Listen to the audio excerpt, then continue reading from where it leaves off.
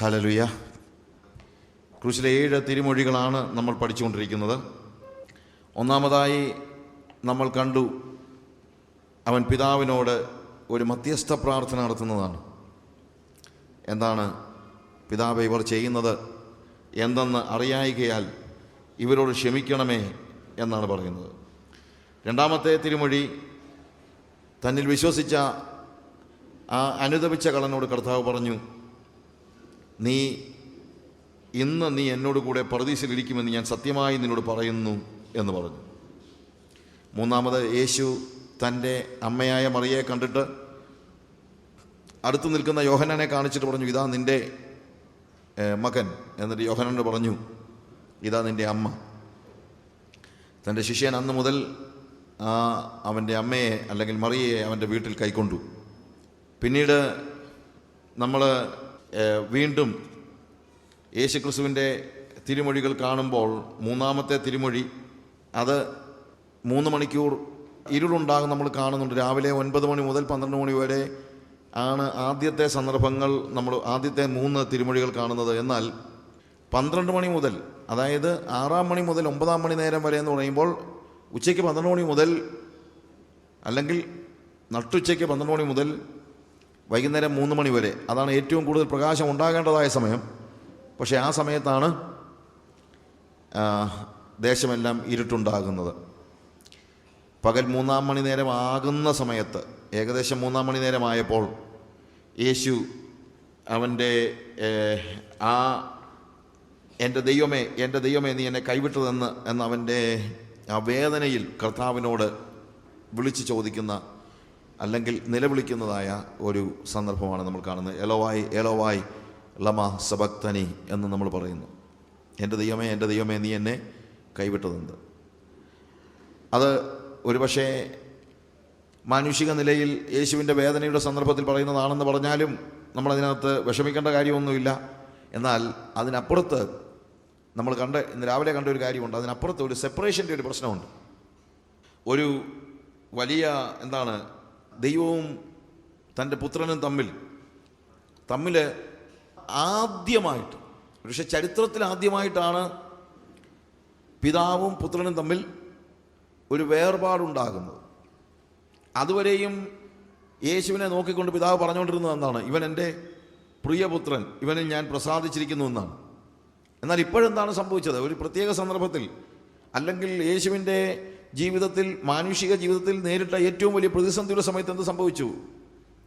അവൻ്റെ സ്നാനത്തിൻ്റെ സമയത്ത് ഇവൻ എൻ്റെ പ്രിയപുത്രൻ എന്ന് പറഞ്ഞെങ്കിൽ, മറുരൂപമലയിൽ അവൻ പ്രിയപുത്രനാണ് എന്ന് ഏറ്റുപറഞ്ഞെങ്കിൽ, എന്തുകൊണ്ടാണ് ക്രൂശിൻ്റെ സമയത്ത് യേശുവിനെ നോക്കിയിട്ട് പിതാവ് ഇവൻ എൻ്റെ പ്രിയപുത്രനാണെന്ന് പറയാത്തത്, അല്ലെങ്കിൽ അവനെ കൈക്കൊള്ളാത്തത്, അതല്ലെങ്കിൽ അവൻ്റെ സാന്നിധ്യത്തെ അവനെ മറച്ചു കളഞ്ഞത്?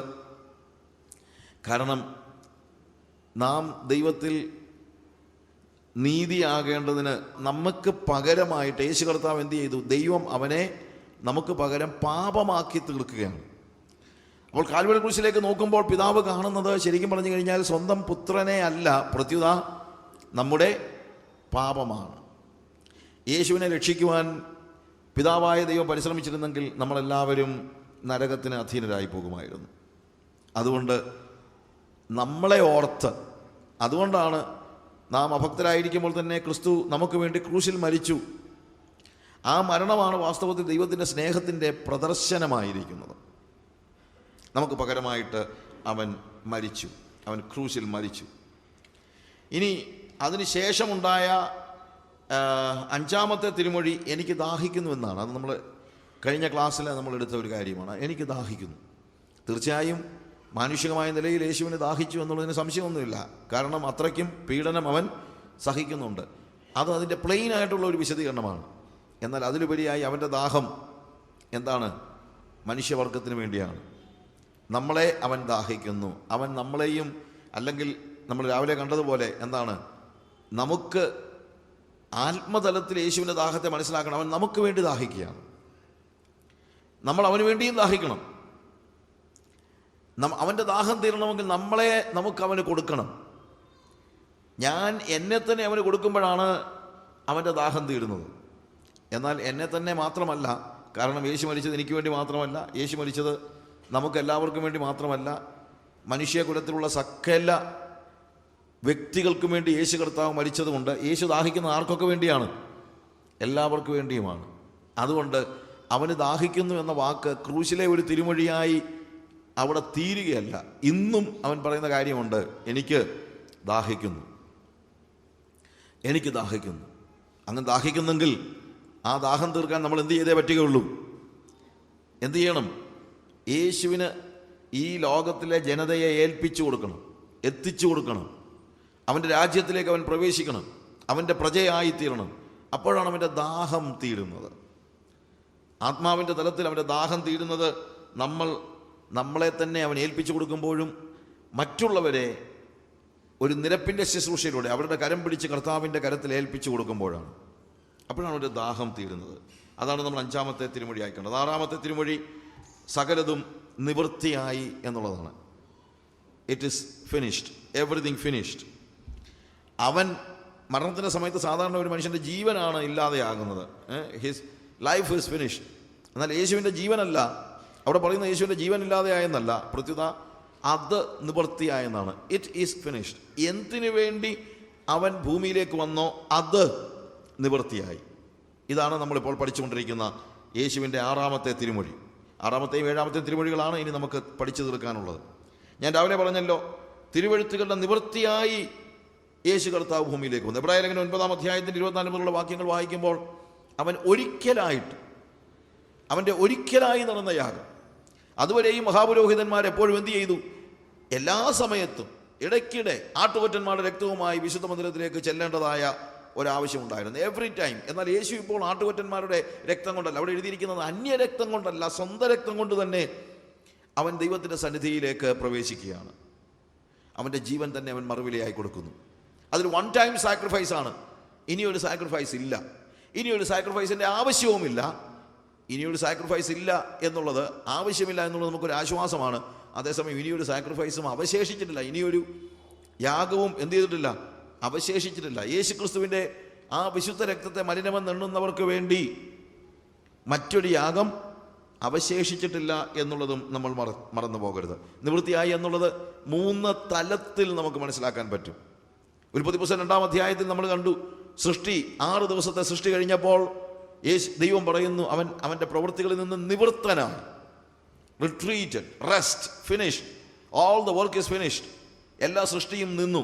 എല്ലാ സൃഷ്ടിയും എന്താണ്? നിന്നു എന്നല്ല, അത് പൂർത്തിയായി. That is the exact word, പൂർത്തിയായി. ദൈവം എന്ത് പ്ലാൻ ചെയ്തോ അത് നടന്നു.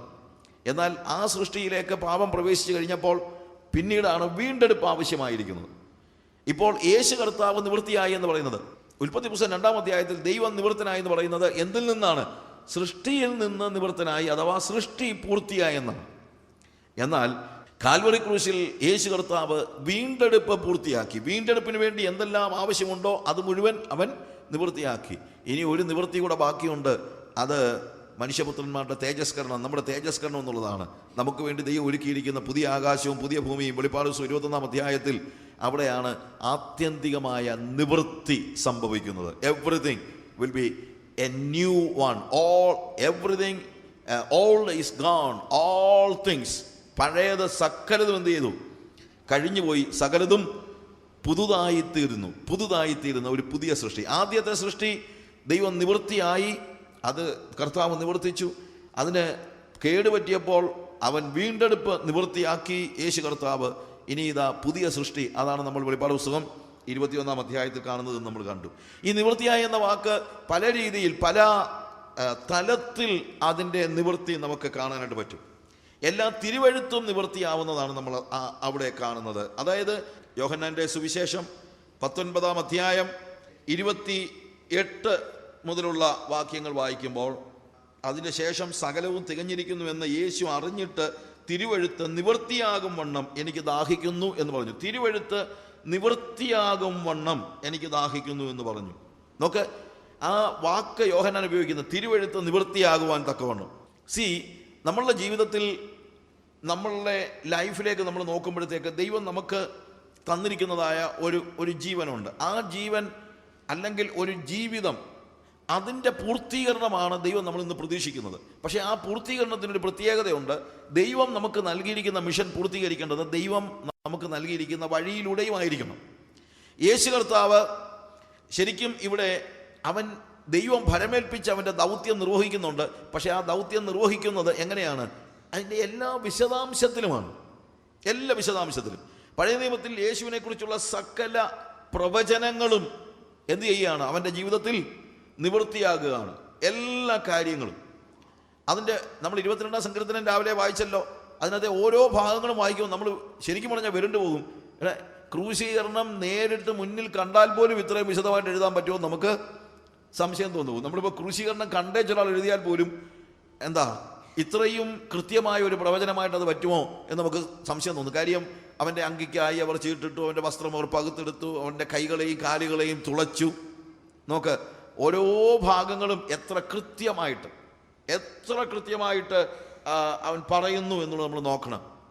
ഇതേപോലെ വേദപുസ്തകത്തിൽ യേശുക്രിസ്തുവിൻ്റെ മശിഹൈക ജീവിതത്തെക്കുറിച്ച് പറഞ്ഞിരുന്ന സകല പ്രവചനങ്ങളും നിവൃത്തിയായി. ഇനി യേശുവിൻ്റെ ജീവിതത്തെക്കുറിച്ച് അതായത് അവൻ ഇൻകാർണേറ്റഡ്, അവൻ മനുഷ്യനായി ജഡത്തിൽ വെളിപ്പെട്ട് 33.5 വയസ്സ് വരെ ജീവിച്ച ആ ജീവിതത്തിൽ അവൻ നിവർത്തിക്കേണ്ടതായ സകല കാര്യങ്ങളും പഴയ നിയമത്തിൽ പറഞ്ഞിരിക്കുന്നത് എന്ന് സംഭവിക്കുന്നത് അതേപോലെ തന്നെ നിവൃത്തിയായി. എവ്രിതിങ് ഈസ് ഫിനിഷ്ഡ്, എവ്രിതിങ് കർത്താവ് ഉദ്ദേശിക്കുന്ന നിലയിൽ തന്നെ. ഇനി എബ്രായ ലേഖനം നമ്മൾ അതിൻ്റെ 2-ാം അധ്യായം 9 മുതലുള്ള വാക്യങ്ങൾ വായിക്കുമ്പോൾ നമ്മളവിടെ കാണുന്ന ഒരു കാര്യം, ഹീബ്രൂസ് ചാപ്റ്റർ 2 2-ാം അധ്യായത്തിൻ്റെ 9-ഉം 10-ഉം വാക്യങ്ങൾ വായിക്കുമ്പോൾ ഒരു വാക്യമാണ്. ഞാനത് സകലത്തിനും ലാക്കും സകലത്തിനും കാരണഭൂതനുമായവൻ അനേകം പുത്രന്മാരെ തേജസ്സിലേക്ക് നടത്തുമ്പോൾ അവരുടെ രക്ഷാനായകനെ കഷ്ടാനുഭവങ്ങളാൽ തികഞ്ഞവനാക്കുന്നത് യുക്തമായിരുന്നു. 10-ാമത്തെ വാക്യമാണ്. 9-ാമത്തെ വാക്യത്തിൽ നമ്മൾ കാണുന്നത്, എങ്കിലും ദൈവകൃപയാൽ എല്ലാവർക്കും വേണ്ടി മരണം ആസ്വദിപ്പാൻ ദൂതന്മാരിലും അല്പം ഒരു താഴ്ച വന്നവനായ യേശു മരണം അനുഭവിച്ചത് കൊണ്ട് അവനെ മഹത്വവും ബഹുമാനവും അണിഞ്ഞവനായി നാം കാണുന്നു. മരണത്തിന് മുമ്പ് യേശുവിനെ ദൈവം എന്ത് ചെയ്യുന്ന പറഞ്ഞിരിക്കുന്നത്? കഷ്ടാനുഭവങ്ങളാൽ തികഞ്ഞവനാക്കി. അതായത് യേശുവിൻ്റെ കഷ്ടത, അവൻ്റെ സഫറിങ്സ് എന്ന് പറയുന്നത് ഇറ്റ് വാസ് കംപ്ലീറ്റ്. അവൻ്റെ കഷ്ടതയുടെ ക്രൂശിൽ അവൻ എത്രത്തോളം കഷ്ടപ്പെടണമാണിത്. ക്രൂശിലെ കഷ്ടത മാത്രമല്ല, അവൻ്റെ ജനനം മുതൽ വാസ്തവത്തിൽ യേശു കർത്താവ് കഷ്ടതയിലൂടെയാണ് കടന്നുപോയത്. In all his life time കഷ്ടതയിലൂടെയും അപമാനത്തിലൂടെയും പട്ടിണിയിലൂടെയും വിശപ്പിലൂടെയും വീടില്ലാത്ത അവസ്ഥയിലും നമുക്കൊക്കെ സ്വപ്നം കാണാൻ കഴിയുന്ന അല്ലെങ്കിൽ നമ്മളൊക്കെ പറയുന്ന എല്ലാ അവസ്ഥയിലൂടെയും യേശു കർത്താവ് കടന്നു പോയിട്ടുണ്ട്. കഷ്ടാനുഭവങ്ങളാൽ അവനെ തികഞ്ഞവനാക്കി എന്ന് വെച്ച് കഴിഞ്ഞാൽ നമ്മുടെ ഏത് കഷ്ടങ്ങളോടും സഹതാപം കാണിക്കാൻ കഴിയത്തക്ക രീതിയിൽ യേശുവിനെ ദൈവം എന്ത് ചെയ്തു? കഷ്ടാനുഭവങ്ങളാൽ തികഞ്ഞവനാക്കി. ഇനിയിപ്പോൾ ബാക്കി ഒരു കാര്യം കൂടെ ഉള്ളൂ. എന്താണ്? മരണം. ആ മരണത്തിന് മുമ്പ് അവൻ പറയാണ്, ഞാൻ അനുഭവിച്ചു തീർക്കേണ്ടതായ സകല കഷ്ടങ്ങളും തികഞ്ഞു കഴിഞ്ഞു, നിവൃത്തിയായി എന്നുള്ളതാണ്. അവൻ്റെ കഷ്ടങ്ങളിൽ അവൻ്റെ കഷ്ടങ്ങൾ നിവൃത്തിയായി, അല്ലെങ്കിൽ it is total, it is complete എന്നാണ്. It is complete. അതിനുശേഷമാണ് അവൻ മരിക്കുന്നത്. അതുപോലെ അവൻ തൻ്റെ ഭൂമിയിലെ ജീവിതത്തെക്കുറിച്ച് പറയുമ്പോഴും ഒരു പ്രത്യേകതയുണ്ട്. എന്താണെന്ന് ചോദിച്ചാൽ, യേശു കർത്താവ് മരിച്ചത് എന്തിനാണെന്ന് ചോദിച്ചാൽ നമുക്ക് എല്ലാവർക്കും അറിയാം. എന്തിനു വേണ്ടിയാണ് യേശു കർത്താവ് മരിച്ചത്? നമ്മുടെ പാപങ്ങളുടെ പരിഹാരത്തിനായി. പക്ഷേ യേശു കർത്താവ് എന്തിനാണ് 33.5 വയസ്സ് വരെ ജീവിച്ചതെന്ന് ചോദിച്ചാലോ? യേശു കർത്താവ് എന്തിനു വേണ്ടിയാണ് 33.5 വയസ്സ് വരെ ജീവിച്ചത്? യേശു കർത്താവ് 3.5 വയസ്സുള്ളപ്പോൾ മരിച്ചാലും നമ്മുടെ പാപങ്ങളെല്ലാം മോചിക്കപ്പെടത്തില്ലേ? ഇല്ലേ? തീർച്ചയായിട്ടും. കാര്യം നിർദോഷിയായ യേശു കർത്താവ് മരിച്ചു കഴിഞ്ഞാൽ 3.5 വയസ്സ് മരിച്ചാലും എന്തു തന്നെ സംഭവിക്കും? നമ്മുടെ പാപങ്ങളെല്ലാം മോചിക്കപ്പെടും. പിന്നെന്താണ് 33.5 വയസ്സ് വരെ അവൻ ജീവിച്ചത്? 33.5 വയസ്സ് വരെ അവൻ ജീവിച്ചത് പത്രോസ് പറയുന്നു, അവൻ നമുക്ക് ഒരു മാതൃക വെച്ചേച്ചു പോയിരിക്കുന്നു. ഭൂമിയിൽ ജഡത്തിൽ ജീവിക്കുന്ന ഒരു മനുഷ്യൻ എങ്ങനെ ജീവിക്കണമെന്നുള്ള ഒരു കൃത്യമായ മാതൃക യേശു കർത്താവ് നമ്മുടെ മുമ്പിൽ വരച്ച് കാട്ടുകയാണ്. അതിനവൻ 33.5 വയസ്സ് വരെ ജീവിച്ചത്. അതുകൊണ്ട് ഈ